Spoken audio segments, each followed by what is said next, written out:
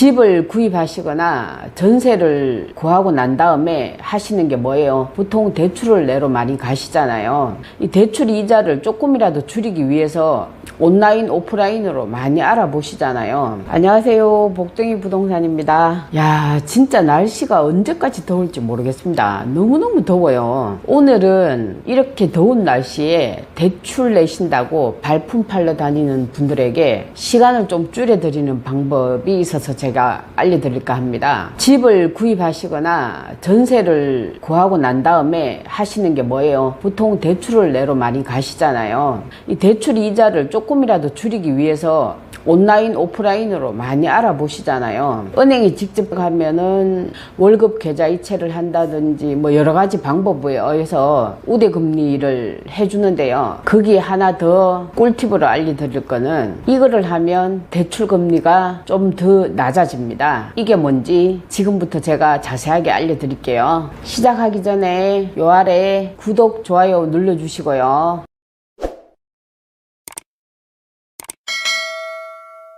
제가 최근에 전자계약을 하게 되었습니다. 전세 월세도 마찬가지인데요. 이제 매도자나 매수자분 중에 사정이 있어서 도저히 시간을 낼 수가 없고 요즘처럼 이렇게 휴가철에 계약서는 써야 되는데 매도자든 매수자든 임대인이든 임차인이든 현장에 직접 와서 계약서를 작성할 수 없는 경우, 이런 경우 보통 전자계약서로 진행을 하게 되는데요. 전자계약서를 쓰게 되면은 어떤 장점이 있고 어떤 단점이 있는지 한번 알아보겠습니다. 장점부터 먼저 설명드릴게요.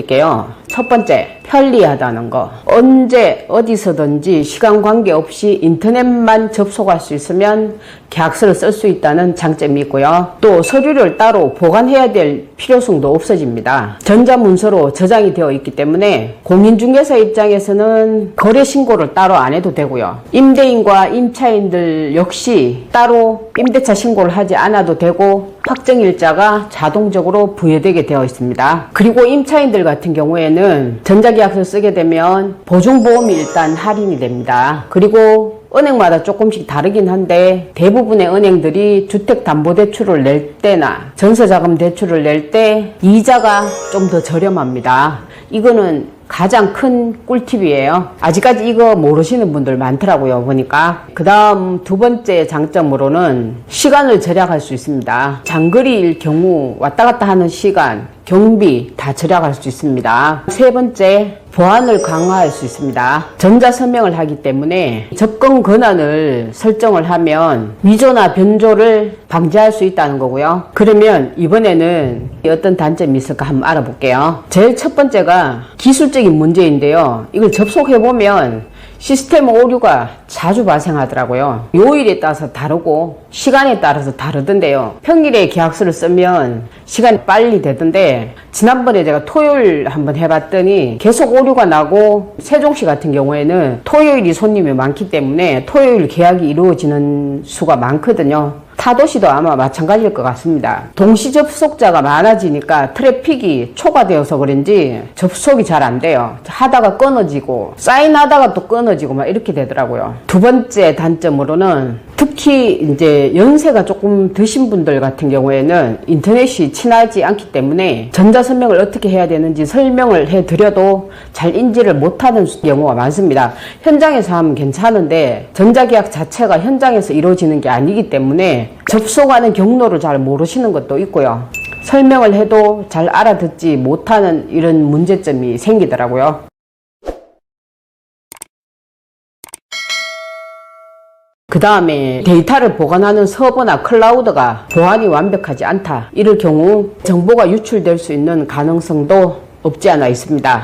공인중개사 입장에서 보면 또 어떤 문제가 있냐면 종이계약서를 작성을 하면 바로바로 수정이 되는데 전자계약을 하다 보면 앞전에도 그런 사례가 있었는데요. 전자신고를 했는데 출력물을 출력해보니까 오타가 발생했어요. 그럼 이거를 다시 취소를 하고 처음부터 다시 해야 됩니다. 종이계약서 같으면 다시 작성하면 되는데 전자계약서는 일일이 국토부에 승인을 받아가지고 폐지신고를 따로 하고 다시 계약서를 써야 되는 문제점이 있더라고요. 남향인데 뭐 남동향으로 표기했다든지 서향인데 뭐 남서향이든 이런 식으로 수정사항이 발생했을 때 가장 문제가 있더라고요. 계약 진행 도중에 잔금일이 바뀐다든지 뭐 중도금을 업기로 했는데 있다든지 이런 변수가 생겼을 때 종이계약서 같은 경우에는 계약서 자체를 아예 다시 써도 되고 하는데 전자계약서는 국토부에 승인을 받아가지고 계약 해지 처리하고 계약서를 다시 써야 되는 문제점이 발생하거든요. 이러다 보니까 실질적으로 현장에서는 손님들이 원하지 않으면 공인중개사들이 굳이 전자계약서를 써다고 권하지는 않습니다. 왜냐하면 공인중개사만 이게 불편한 게 아니고 계약 당사자들 역시도 이런 문제점이 있기 때문에 굉장히 불편해 하시거든요. 근데 이걸 선호하시는 분들은 특히 연령대가 낮을수록 선호하십니다.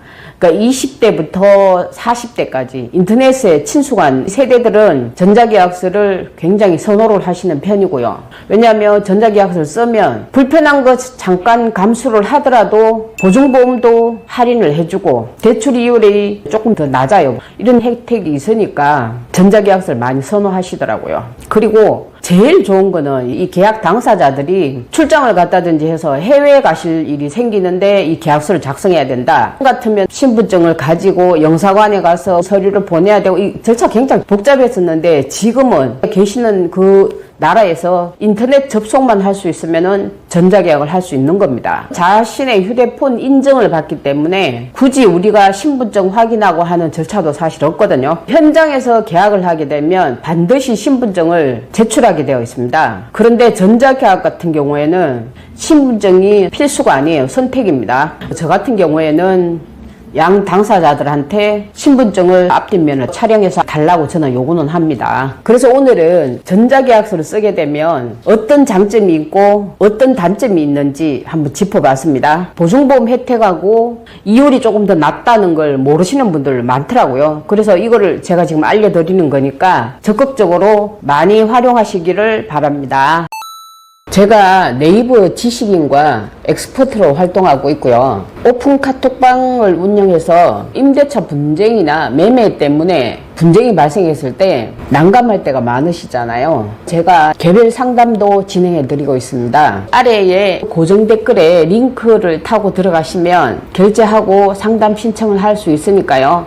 많은 이용 부탁드리겠습니다. 자, 오늘은 전자계약에 대한 장점과 단점을 알아봤고요. 다음 시간에는 지금 한창 수도권 아파트 가격이 계속 오른다고 하잖아요. 서울시를 위주로 해서 디테일하게 세부적으로 제가 알려드리겠습니다. 오늘은 여기까지 할게요.